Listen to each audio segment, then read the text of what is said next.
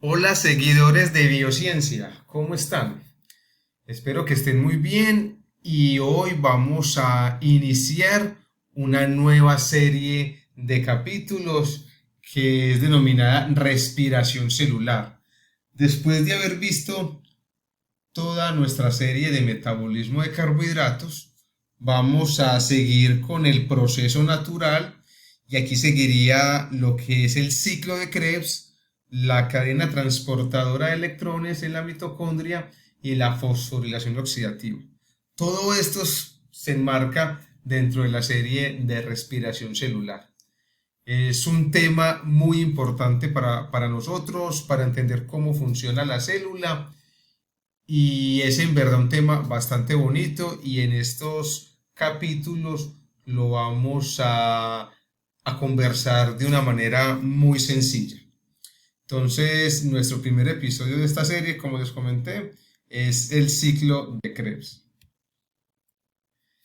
Entonces, primero vamos a hablar de algunas generalidades al respecto.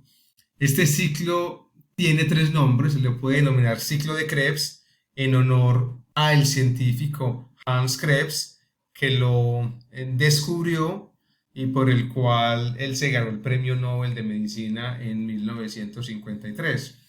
Pero también se le denomina ciclo del ácido cítrico o ciclo del ácido tricarboxílico. Más adelante, cuando veamos la estructura de uno de los componentes de este ciclo, vamos a entender por qué es su nombre.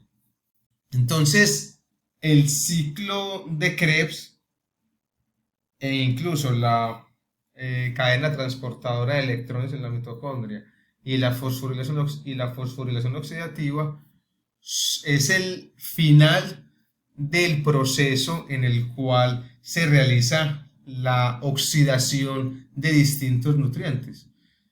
Cuando se degradan aminoácidos, ácidos grasos o glucosa, esos productos forman fragmentos de dos carbonos en formas del grupo acetilo, de la acetilcoenzima A.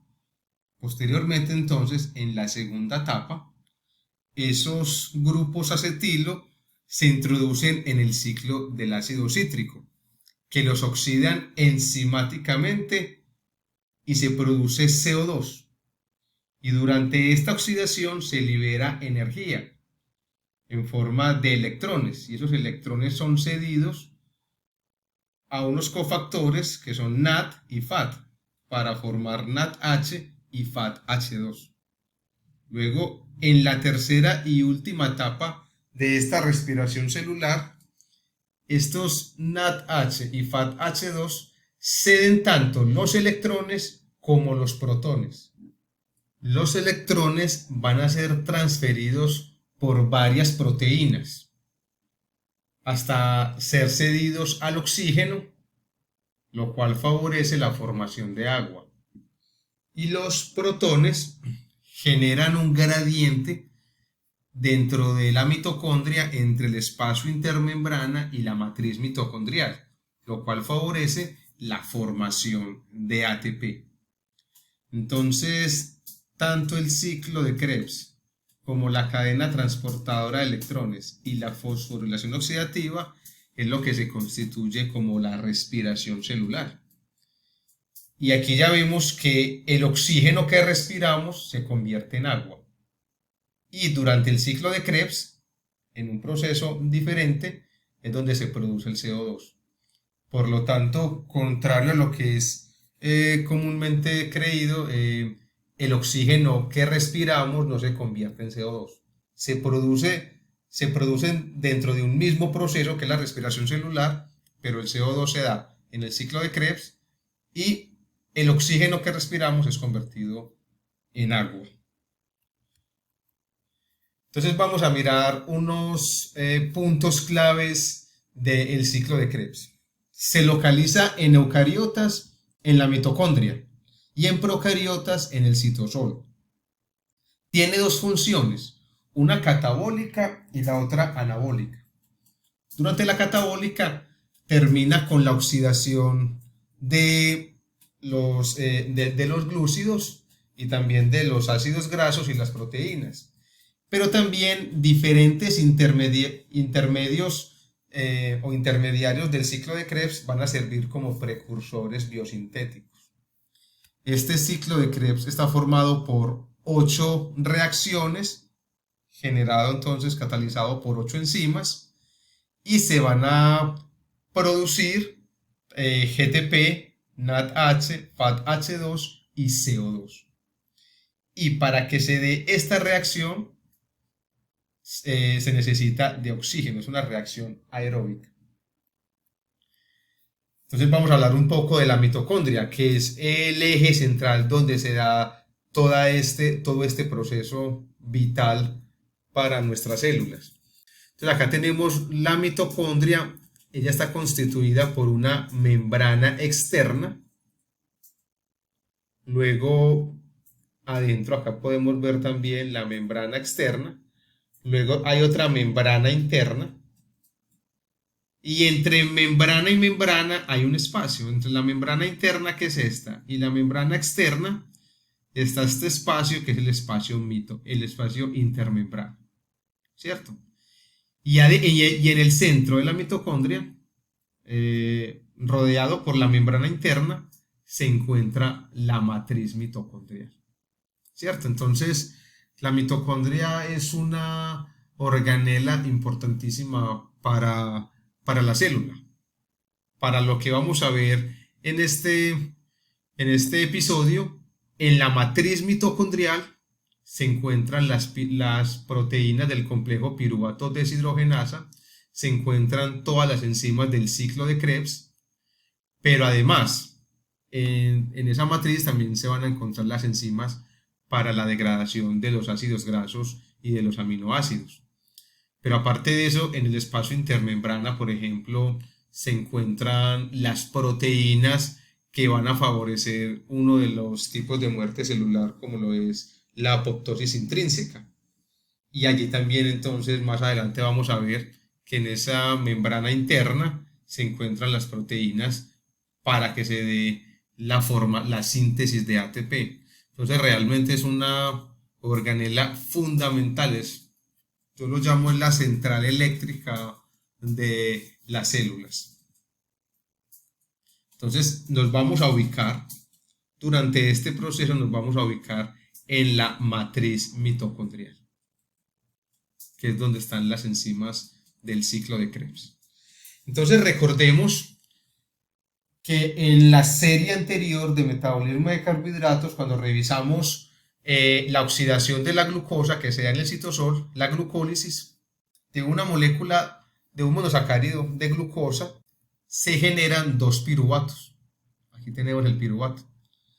Bueno, entonces este piruvato ingresa a la matriz mitocondrial y allí va a ser catalizado por un complejo de enzimas denominados piruvato deshidrogenasa, que está formado por 3 enzimas. Estas enzimas, con la ayuda de la coenzima A, que tiene este grupo acá, tiol, acá lo vemos, este grupo tiol que va a ser muy importante porque a partir de ahí es donde se va a unir a el resto del piruvato.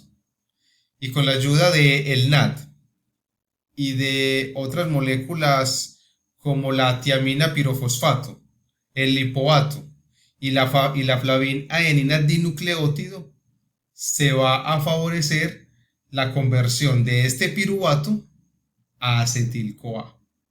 Listo. Acá quiero resaltar que para que se dé este proceso, en estos cofactores hay vitaminas muy importantes que ayudan a esta reacción.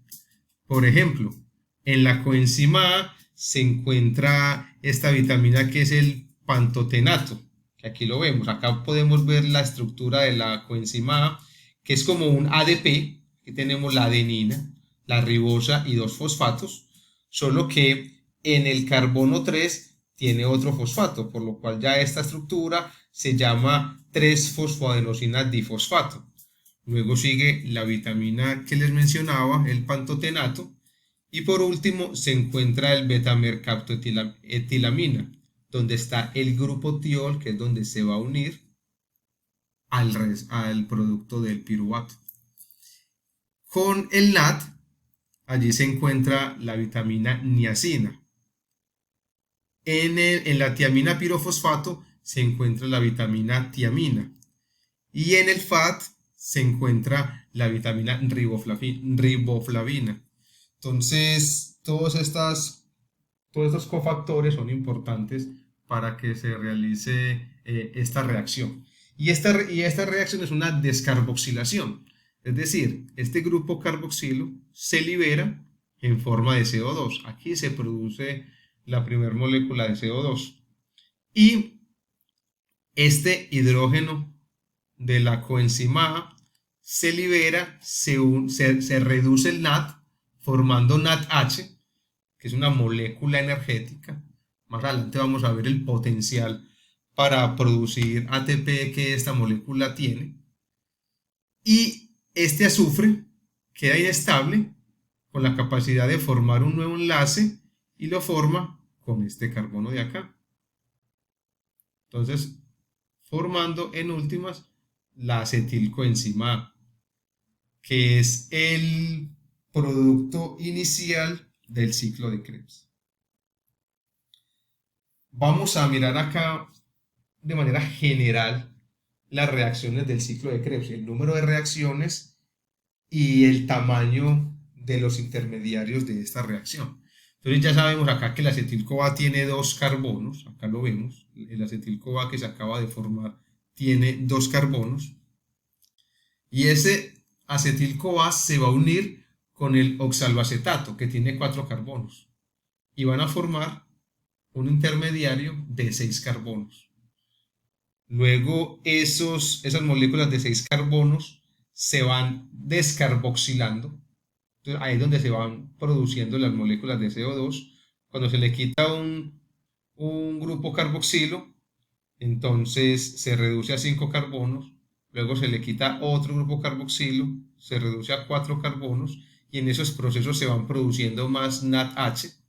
Luego hay una parte donde se produce GTP.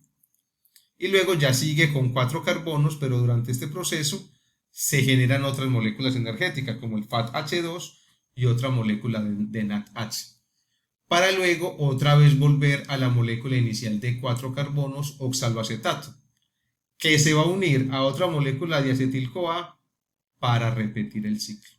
De esto se basa el ciclo de Krebs. Realmente es un proceso bastante bonito y muy sencillo, como lo vamos a ver acá en este video. Entonces vamos a comenzar. Aquí tenemos todas las reacciones del ciclo de Krebs, como se los mencioné inicialmente. Lo primero es la unión del acetil-CoA con el oxaloacetato.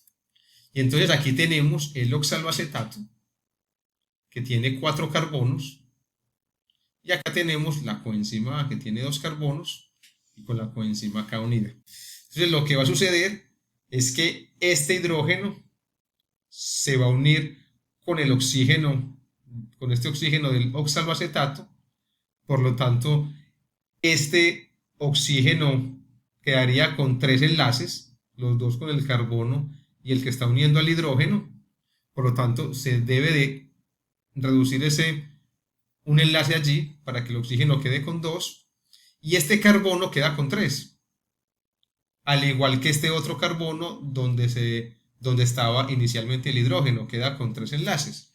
Entonces, para que estas dos moléculas queden estables, se da el enlace de estos 2 carbonos para que otra vez quede cada uno con 4 enlaces y forman esta estructura. Luego hay un proceso de hidratación. Entonces acá tenemos la molécula de agua y lo que va a suceder es que, ¿se acuerdan que la coenzima inicialmente tenía el grupo tiol? Ese grupo tiol se vuelve a restablecer y esa es la manera como la coenzima A se libera de esta estructura. Se le agrega acá un hidrógeno de la molécula de agua, se libera entonces la coenzima A y luego este oxígeno se une donde estaba la coenzima A. Y ahí ya forma el citrato. Acá tenemos entonces el citrato, que como vemos entonces, ese es el intermediario por el cual también el ciclo lleva su nombre, el ciclo del ácido cítrico, es por este, o el ciclo de los ácidos tricarboxílicos, porque tiene tres grupos carboxilos. Este es uno, este es otro, y acá tenemos el tercero, el ácido tricarboxílico. Entonces, por este intermediario lleva el nombre el ciclo. Bueno, entonces, posteriormente, bueno, algo muy importante. ¿Quién realiza este proceso? Lo realiza la citratosintasa. Recordemos que las sintasas son aquellas enzimas que catalizan los procesos de biosíntesis. Y aquí unió la acetil-CoA con el oxaloacetato. Un proceso anabólico. Entonces, se denomina citrato porque es el producto que genera y sintasa porque lo realizó formando, uniendo dos moléculas en un proceso anabólico. Entonces vamos para el segundo proceso y es la conversión de este citrato a isocitrato. Pero para que se dé esta conversión suceden dos reacciones de manera muy rápida. Una reacción de deshidratación y otra reacción de hidratación. Vamos a verla acá de manera más detallada. Aquí está el citrato y lo que sucede es un proceso de deshidratación en estos dos carbonos, por lo cual entonces este carbono quedó con tres enlaces, 1, 2 y 3, y este otro también quedó con tres enlaces, 1, 2 y 3. Entonces la manera de estabilizarse, ahí los vemos con tres enlaces cada uno, es generando un doble enlace entre ambos, ¿cierto? Y esta molécula va a tomar el nombre de cis-aconitato. Posteriormente hay un proceso de hidratación, como lo mencionaba anteriormente. Entonces, donde estaba inicialmente el hidrógeno va a quedar el OH y donde estaba inicialmente el hidroxilo va a quedar el hidrógeno. De esta manera, acá queda el hidroxilo y acá nuevamente queda el hidrógeno. Y ya esta estructura, este intermediario, se denomina isocitrato. Entonces, ¿quién realiza esta reacción? La aconitasa. Realiza las dos reacciones. Como se los mencioné, son muy rápidas. En muchos textos lo mencionan como una sola reacción. Simplemente de citrato pasa a isocitrato, sin tener en cuenta el cis-aconitato. Pero son dos reacciones que suceden de manera muy rápida, ejecutados por la misma enzima. El tercer paso es convertir este isocitrato a alfa-cetoglutarato. Y acá ya se va a dar la primera producción de CO2 dentro del ciclo de Krebs, porque recordemos que la que se dio acá en la formación de la acetil-CoA todavía no ha entrado este al ciclo de Krebs, y donde se va a dar la primera formación de una molécula energética como NADH. Entonces, el proceso es el siguiente. Aquí tenemos el isocitrato y acá tenemos el NAT, que va a ser fundamental, es un cofactor para el buen para que la enzima pueda realizar su proceso catalítico. Entonces lo que va a suceder es que la enzima toma un hidrógeno de este hidroxilo y se lo dona al NAT, reduciéndolo, formando NADH. Recordemos que estos NAT tienen la facilidad de oxidar o reducir compuestos. Entonces aquí él favorece la oxidación reduciéndose, adquiriendo el electrón y el hidrógeno. Y la enzima también libera este otro hidrógeno del isocitrato, y para que se dé, entonces este carbono queda con tres enlaces y el oxígeno quedó con un enlace. Entonces la manera de estabilizar este carbono y este oxígeno es generando este doble enlace acá. Ya el oxígeno quedó con dos enlaces y este carbono quedó con los cuatro enlaces. Posteriormente, entonces va a haber un proceso de descarboxilación. Aquí se produce la molécula de CO2 y en su lugar llega el hidrógeno que había sido liberado inicialmente. Acá entonces ya se produce el alfa-cetoglutarato. ¿Qué es lo importante acá? Se produjo la primera molécula energética. Como se lo dije anteriormente, más adelante vamos a ver el potencial que tiene esta molécula para favorecer la síntesis de ATP. Acá ya se generó el alfa-cetoglutarato. ¿Quién catalizó esta reacción? La isocitrato deshidrogenasa. Recordemos que las enzimas deshidrogenasas son aquellas con la capacidad de catalizar la oxidación o la reducción de un sustrato. ¿Listo? Continuamos entonces con la cuarta reacción y es la conversión del alfa-cetoglutarato en succinil-CoA. Y para esto es necesario nuevamente la coenzima A que se liberó en el primer paso del ciclo de Krebs. Bueno, acá otra vez aparece. Y otra molécula de NAT. Entonces lo que va a suceder acá es que ese grupo tiol, otra vez, ese hidrógeno del grupo tiol, se libera para formar NADH, tal cual como sucedió en la formación del acetil-CoA. Y este azufre entonces queda con la capacidad de unión, pero aún no tiene dónde unirse en esta molécula, por lo cual hay un proceso, la enzima realiza un proceso de descarboxilación, se genera ahí el segundo CO2 y ahí sí, entonces la coenzima A puede unirse a esta molécula formando la succinil-CoA. Este proceso es catalizado por la alfa-cetoglutarato deshidrogenasa. Recordemos, ¿quién convirtió de isocitrato a alfa-cetoglutarato formando NADH, generando este proceso de reducción? La isocitrato deshidrogenasa. ¿Y quién cataliza la conversión de alfa-cetoglutarato a succinil-CoA formando NADH, reduciendo el NAD, la alfa-cetoglutarato deshidrogenasa? Entonces, miren que no es muy difícil aprenderse los nombres. ¿Quién forma el citrato? La citrato sintasa, porque es un proceso de biosíntesis allí.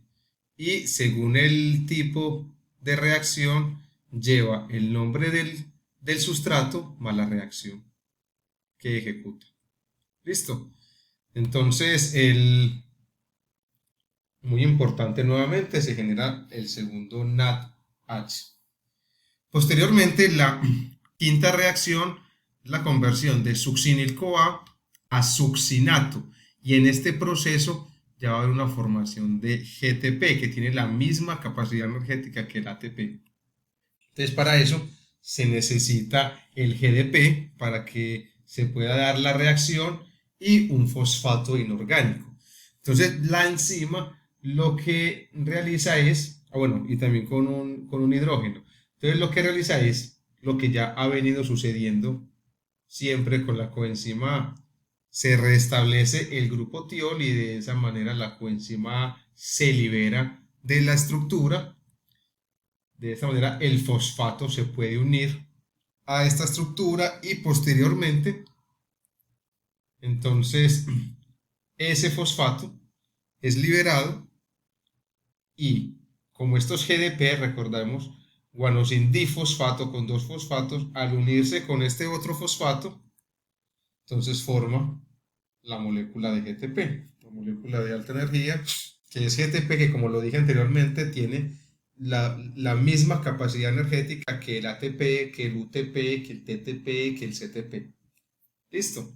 Porque lo que da la liberación de la energía es cuando se rompen los enlaces de los fosfatos, sin importar qué base nitrogenada esté allí. La base nitrogenada es importante para que la enzima reconozca ese nucleótido energético y pueda catalizar la reacción. Hay enzimas que reconocen la adenina, por eso usan ATP, otras reconocen la guanina, por eso usan GTP, otros reconocen el uracilo, por eso usan UTP, como lo vimos por ejemplo en la formación del glucógeno.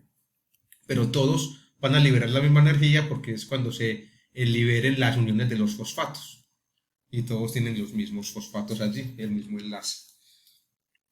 Entonces, antes de continuar, ¿quién realiza esta reacción? La succinil-CoA sintetasa.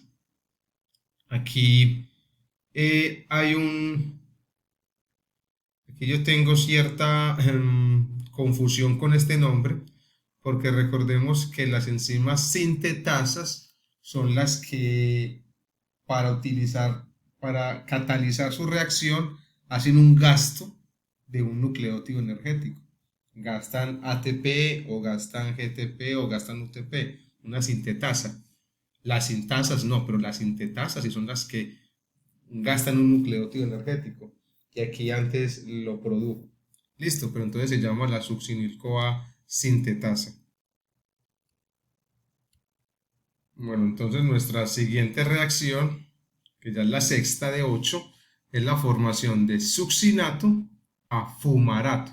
Aquí ya tenemos moléculas de 4 carbonos y durante este proceso se va a generar la reducción del FAT, generando FAT-H2, otra molécula la cual tiene un gran potencial para la síntesis de ATP. Entonces aquí tenemos el succinato y para eso se requiere el FAT como cofactor, como ayuda para que la enzima realice su trabajo. Y para esto entonces la enzima libera este hidrógeno y este otro, de estos dos carbonos respectivamente, para formar el FAT-H2. Y cada uno de estos carbonos quedó con 3 enlaces, por lo cual para estabilizarse se forma un doble enlace entre ellos, formando la molécula fumarato. Y esta reacción la cataliza la succinato deshidrogenasa. Recordemos, al catalizar procesos de oxidorreducción, toman el nombre deshidrogenasa. Y se genera la primera molécula de FAT-H2 en el ciclo. Posteriormente, entonces, la séptima reacción es convertir ese fumarato en malato, y esto se hace mediante un proceso de hidratación. Entonces acá está la molécula de agua. Lo que sucede es que SOH se va con este carbono y el hidrógeno se va con el siguiente carbono, por lo tanto este carbono queda con 5, cada uno de los carbonos queda con 5 enlaces, 1, 2, 3 con el oxígeno, 4 y 5, y este otro queda con 1, 2, 3, 4 y 5 con el hidrógeno que se le acaba de unir. Para quedar con 4 entonces, cada uno queda con un enlace, y así es como se forma la molécula malato. ¿Quién hace esta reacción? La enzima fumarasa. Listo. Es una hidratasa, pero entonces toma el nombre del sustrato y en vez de decir fumarato hidratasa, toma el nombre de fumarasa. Listo. Es como acá también con la aconitasa. En vez de decir aconitato hidratasa, toma el nombre de aconitasa. Listo. Y por último, entonces, la octava reacción es la conversión de malato al oxaloacetato. Y durante este proceso, otra vez se va a generar una molécula de NADH. Por lo tanto, hay un proceso de oxidorreducción. Oxidación de una molécula, reducción de otra. Por lo tanto, ¿quién realiza este proceso catalítico? Una deshidrogenasa. ¿Y quién va a ser entonces la malato deshidrogenasa? Acá está el malato, por acá se encuentra el NAD. Entonces la enzima toma ese hidrógeno, reduce el NAD, toma este otro hidrógeno, lo libera al sistema, ahí está el NADH más H, y aquí se pierde entonces este enlace, este oxígeno quedó con un enlace, este carbono quedó con 3, entonces lo que sucede ahí es que se forma un doble enlace, y otra vez se genera el oxaloacetato para unirse nuevamente con otra molécula de acetil-CoA y continuar con el ciclo. Recordemos que acá entonces se produjo la tercera molécula de NADH durante el ciclo de Krebs. Entonces vea que acá ya vimos todos los procesos, no es tan difícil. Es simplemente concentrarse muy bien con cada uno de los pasos, y lo importante acá es tener en cuenta los productos que se generaron, que acá es donde lo vemos. A partir de una molécula de acetil-CoA, de 3 NAD, de un FAT, de un GDP, de un fosfato inorgánico y 2 moléculas de agua, se producen 2 CO2, una coenzima A, 3 NADH, un FATH2 y un GTP. Este es el resultado del ciclo de Krebs. Recordemos también que antes de que se entre el ciclo de Krebs, se produjo la acetil-CoA a partir del piruvato y que allí se produjo otro CO2 y otra molécula de NADH.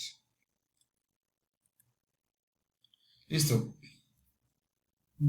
Lo que acabamos de ver es el proceso catabólico del ciclo de Krebs, donde se va descomponiendo ese citrato, que inicialmente es de 6 carbonos, y se va descomponiendo, descarboxilándose, formando CO2, reduciendo moléculas como el NAD y el FAT, y de esta manera generando estas moléculas energéticas, y ese citrato, que es de 6 carbonos, se descompone en una molécula de 4 para llegar otra vez al oxaloacetato. Esa es la función catabólica del ciclo de Krebs. Pero los diferentes intermediarios del ciclo de Krebs, en determinados momentos, por ejemplo, cuando hay un exceso de energía, esos intermediarios pueden ser fuente para la formación de otras biomoléculas.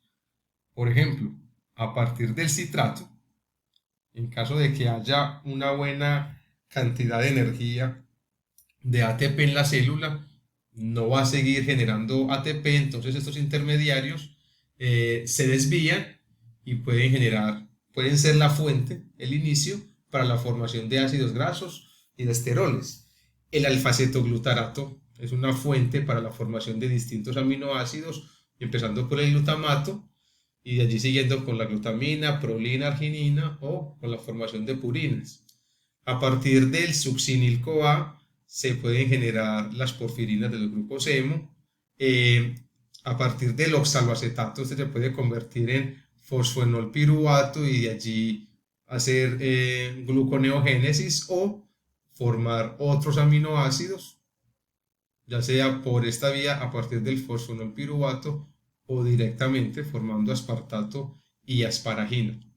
Entonces, el ciclo de Krebs no solo es una fuente para destruir, para oxidar todos esos nutrientes y sacar de ellos la energía, que como lo vimos, la energía está en forma de electrones y de protones. Cuando se forma ese NADH y ese FATH2, ahí es donde se le sacó la energía, donde se obtuvo la energía de los nutrientes, de la glucosa, de los ácidos grasos, de los aminoácidos. Porque en el siguiente video vamos a ver qué es lo que sucede con ese NADH y con ese FATH2. Pero así es como se extrae la energía de los nutrientes.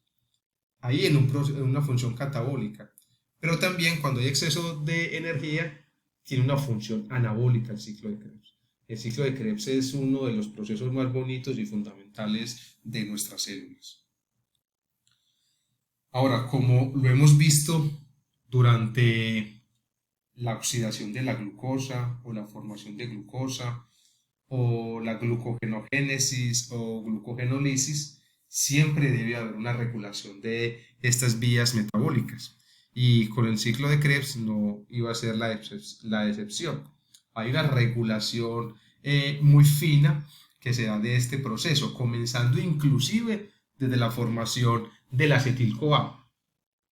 Entonces, cuando hay un exceso de ATP del mismo acetil-CoA, de NADH o de ácidos grasos, estas moléculas alostéricamente inhiben a las enzimas del complejo piruvato deshidrogenasa, inhibiendo entonces la formación de acetil-CoA. En este caso, este piruvato puede iniciar otra vez la formación de glucosa a través de la gluconeogénesis, y de estos intermediarios se pueden desviar inclusive para la formación de ácidos grasos. Pero cuando hay un exceso de AMP, o sea, lo contrario a ATP, cuando hay un exceso de coenzima A, cuando hay un exceso de NAD oxidado, alostéricamente activan el complejo piruvato deshidrogenasa. Ahora, a la citrato sintasa, que es la que une el acetil-CoA con el oxaloacetato, es el primer paso para formar citrato. Lo inhiben igualmente la NADH, el succinil-CoA, que es un intermedio del ciclo de Krebs, el citrato y el ATP. Y lo activa alostéricamente el ADP. A la isocitrato deshidrogenasa, que es la que cataliza la conversión de isocitrato a alfa-cetoglutarato, la activa el ATP, perdón, la inhibe el ATP y la activa alostéricamente el ADP. Y a la alfa-cetoglutarato deshidrogenasa la inhibe el exceso de succinil-CoA y de NAD reducido y la va a activar el calcio. Aquí vemos que a la alfa-cetoglutarato deshidrogenasa, a la isocitrato deshidrogenasa y al complejo piruvato deshidrogenasa también los activa el calcio. Y esto se da exclusivamente en el músculo de los vertebrados. Recordemos que allí el calcio es una señal para la contracción y para el incremento concomitante de ATP. Entonces el calcio activa estas enzimas para que también se favorezca la producción de ATP y se pueda dar entonces la activación de las distintas moléculas que conllevan a la contracción del músculo. Listo, entonces es muy importante que durante la formación de acetil-CoA, la formación de citrato, la formación de alfa-cetoglutarato y de succinil-CoA es donde se da la regulación del ciclo de Krebs. Bueno, gente, ¿cómo les pareció la clase de hoy, el video?